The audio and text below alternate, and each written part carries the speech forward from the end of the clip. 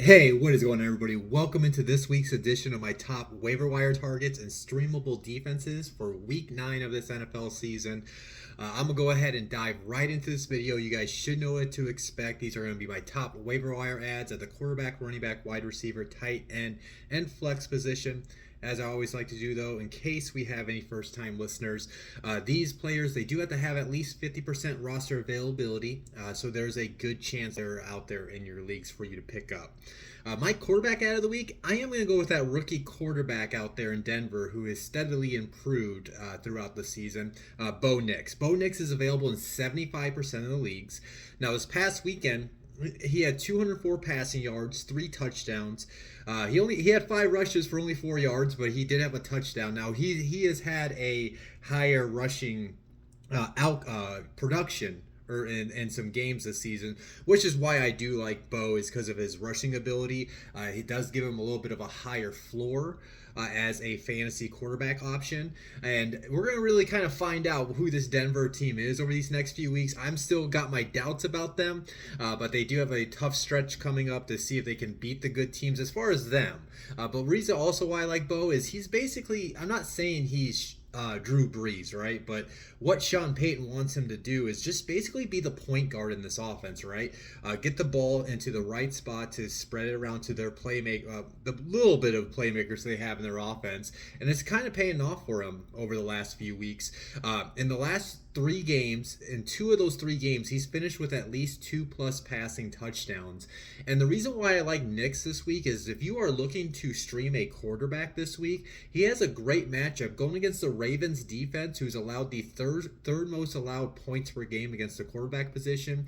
And if he continues to put up this production, maybe he can be a long-term option for you going forward. My running back out of the week, this is more maybe for the Bijan Robinson managers, but Tyler Algier, the backup running back for the Falcons, he's available in 63% of the leagues. Now, his stat line from this past weekend doesn't blow you out of the water, right? He had 12 rushes for 33 yards, but what I do like is over the last 3 games for the Falcons, he's touched the ball at least 12 times in 2 of those 3 games. And I think he's a sneaky flex play this week because they're going against the Cowboys, who are allowing the second most fantasy points per game against the running back position. So I can see him and Bijan having a great outcome this week. And the one other thing too is I know we still got to deal with more bye weeks. We're not almost to the playoffs, right? But if you're in a great position right now where you have a steady lead to potentially lock up a playoff spot over this next month of November, and you're a Bijan Robinson manager, I would just highly suggest, if Algier's out there, to get him on your bench and have him as Bijan Robinson, have him as your handcuff, because I mean there's so many scenarios over the years playing fantasy football where you make it to the playoffs and then your stud running back gets hurt, and then you're fighting for the backup running back who's going to take over the spot off a waiver. So I just think it's smart to get ahead of that now if you're in good position. Obviously you got to deal with bye weeks and whatnot, but I think this is more for Bijan Robinson managers. I think you should definitely have it picking up Algier to have on your bench as his handcuff. But again too, if you I know the Steelers and the 49ers are on bye, so if you've been using Najee Harris or like a Jordan Mason over the past month, I definitely would, and you're looking to maybe take a chance on a flex play like Algier, I think he's got a great matchup to take advantage of. My wide receiver out of the week, I'm going with that guy that caught that game-winning touchdown for the Browns on Sunday, Cedric Tillman. Cedric Tillman is available in 80% of the leagues right now. This past weekend, he had the 7 receptions for 99 yards and 2 touchdowns on 9 targets.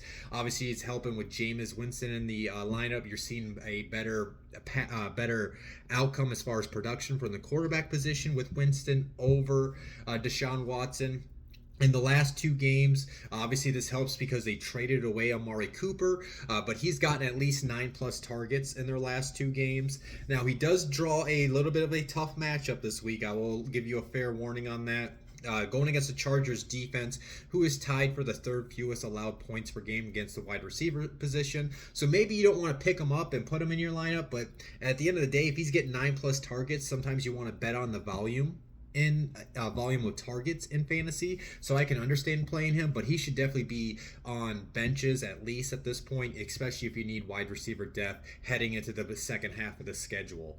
My tight end out of the week, I'm going to go with the older statesman out there in Washington, Zach Ertz. He's available in 72% of the leagues. This past weekend, he had 7 receptions for 77 yards on 11 targets. Now, in his last 4 games, he has gotten at least 5+ targets, so you do like to see that. I would like to see maybe him getting up to 7+ targets where I can trust him week in and week out. But I do think that Jaden Daniels is trusting him alongside Terry McLaurin as far as the options within their passing attack. Now, just like Tillman, I will warn you, he does have a tough matchup this weekend. As far as on paper, the Giants are allowing the second fewest fantasy points per game against the tight end position, and it's not National Tight End Day, so I'm not sure if he's going to find the end zone, but at the end of the day, he's getting at least 5+ targets over the last 4 games, and they don't really have a proven option for Jaden to trust outside of Terry McLaurin. So you're going to see these games like this past weekend where Ertz is going to have the second most targets within the offense. My flex out of the week, I am going to go with Josh Downs. He's available in 53% of the leagues. I'm sure everybody's heard by now, but Joe Flacco is the new starting quarterback for the Colts. They have put Anthony Richardson on the bench, so as we've seen in the past, Joe Flacco has kind of elevated the passing attack for the Colts when he's been in the lineup. But even with just Anthony Richardson playing this past weekend, Downs had 4 receptions for 109 yards and a touchdown on 9 targets. What I really like about Downs is it seems like he's getting the most targets between, as of now, we'll have to see how this offense is going to go going forward consistently with Flacco named as the starter, but you do like that he's gotten at least 9+ targets in the 4 of the last 5 games. He seems like the most trustworthy option out in those Colts wide receiver corps between him, Michael Pittman Jr., and Alec Pierce. And he has a great matchup where you can put him in your lineup this week as well, going against the Vikings defense, who has allowed the second most points per game against the wide receiver position. Moving into my top streamable defenses of week 9, just like the waiver wire targets, these defenses, they have to have at least 50% roster availability for me to talk about them. I will say this, there are some leagues I'm in where like the Eagles are out there, but they just don't meet this threshold. I'm trying to pick up the Eagles in some of my in my leagues this week because they're playing that Jaguars offense, who's probably going to be, they're definitely without Christian Kirk and potentially Brian Thomas Jr. So yeah, if the Eagles are out there, I would kind of prefer them over these 5 options, but again, these defenses, for me to talk about them, they have to have at least 50% roster availability. So yeah, if you strike out on the Eagles defense, or also too, remember some of the defenses I suggested last week, I said they had good matchups this week too that you could take advantage of too. But maybe if you stream the Chargers like I did in a couple leagues last week, maybe you don't really want to trust them against the Browns offense, who looked a lot better with Jameis. So if you're considering that as well, here's some options for you. My number 1 streaming defense, I am going to go with the Saints against the Panthers. The Saints are available in 67% of the leagues right now. The Saints, what you like about their defense is they're tied for the 4th most takeaways in the NFL so far this season, and then they just got a great matchup that can be a potentially high floor and also a high ceiling. High floor because they've been good at taking the ball away, and then Carolina is they have the 3rd most giveaways in the NFL. We don't know if it's going to be Bryce Young or Andy Dalton this week, but I don't think that regardless, I would like to bet on either of them in the lineup. They just traded Deontay Johnson to the Ravens, so don't really have a lot of weapons in that offense. And then the Panthers, they're tied for the 3rd fewest points per game. They're only scoring 15.5 points per game, so that gives you a little bit of a higher floor too if you want to stream New Orleans this week. My number 2 streaming option, I do also like the Bengals against the Raiders. The Bengals are available in 69% of the leagues right now. This is a home game for the Bengals, so I like to factor that in. And then they're just going against this Raiders offense, who have allowed the 4th most sacks in the NFL. So you can see Trey Hendrickson getting some pressure on Gardner Minshew, and we know what happens with Gardner Minshew. He gets flustered, he fumbles the ball away, or he throws interceptions.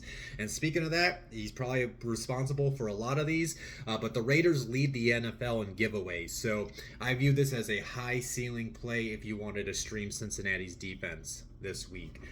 My number 3 streaming defense, I'm going to go with the Titans against the Patriots. The Titans are available in 98% of the leagues right now.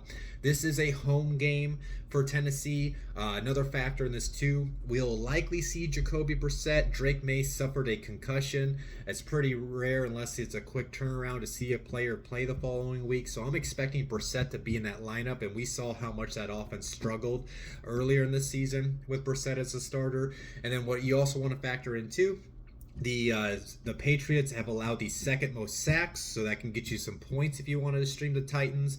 And then they also give you a high floor this week because the Patriots, they're only scoring 15.5 points per game, which is tied for the third fewest in the league. My number 4 streaming option that I do like the Commanders defense against the Giants.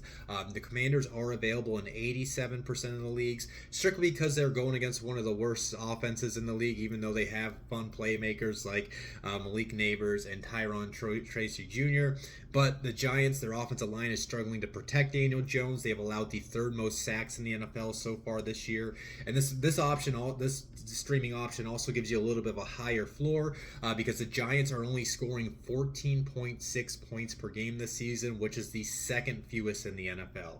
Finally, sticking in a matchup I already talked about, I also do like it if you want to stream the Patriots against the Titans offense. Going against this is kind of a high floor option just because Tennessee, they're tied for the second most giveaways this season. I'm not sure if it's going to be Mason Rudolph or Will Levis. Obviously, you would prefer Will Levis to be in the lineup because he'd be more prone to turning the ball over than Mason Rudolph.